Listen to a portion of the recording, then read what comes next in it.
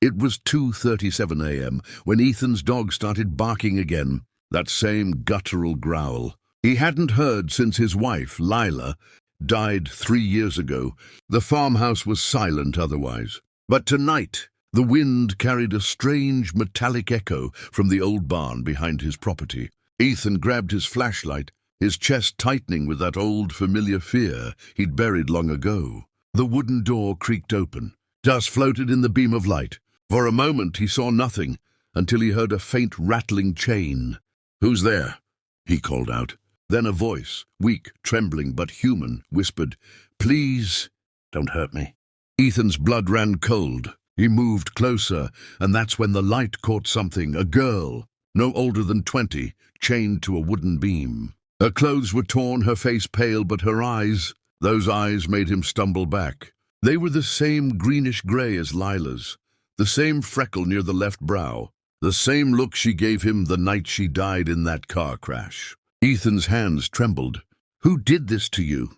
he asked, but the girl only looked up and whispered, "You did." The flashlight flickered. Ethan felt the barn spin around him, confusion, fear, disbelief. "That's impossible," he said. "My wife died 3 years ago." But she only smiled weakly and said, "You promised you'd never let me go." Before Ethan could react, the barn door slammed shut behind him, and the chains rattled as if someone else was there. The flashlight went out completely, and in the pitch-black silence, Ethan heard Lila's voice, calm and near his ear. "You broke your promise, Ethan." Morning came gray and heavy. Ethan woke up inside the barn, lying on the dirt. The girl was gone. The chains lay broken on the ground, but there were no footprints. He staggered back to the house, his mind fighting between madness and memory. He opened an old box in his attic, Lila's things, their photos, her necklace, and a letter he'd never mailed, confessing that the crash hadn't been an accident. They'd fought that night, and he'd grabbed the wheel. She'd screamed his name before everything went dark. Now, as he stared at the letter, a faint creak came from under the barn again. He ran outside. The ground near the old oak looked freshly dug. He dropped to his knees and started clawing through the dirt with his hands, until his fingers hit something hard, a bone. Behind him, that same soft voice whispered, "Now you remember." He turned. The girl stood there, hair wild, eyes glistening with tears. "You buried me here, Ethan." He fell back, shaking. "No, Layla, I didn't mean to." She knelt beside him, her cold hand touching his cheek.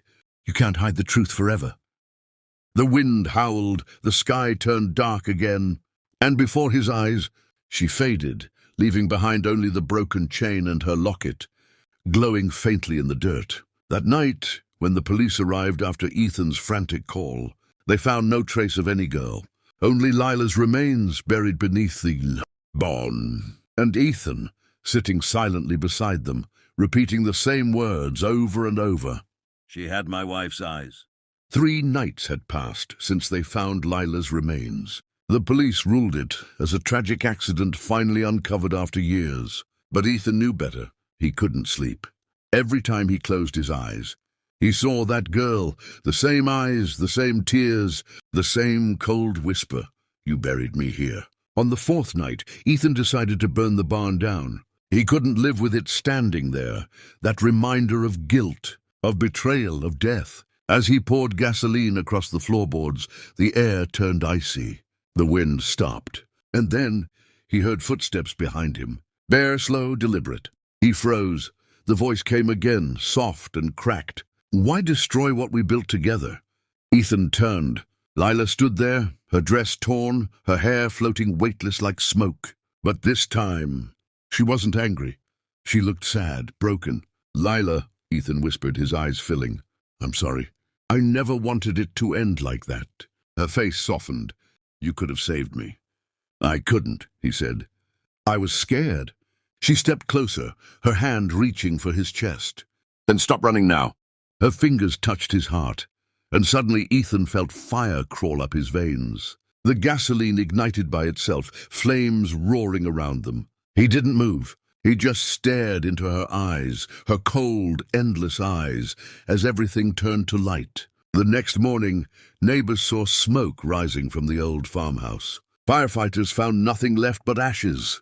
And in the center, 2 sets of footprints burned deep into the floor. One large, one small, leading nowhere.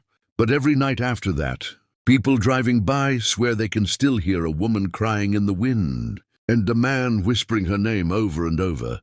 Lila,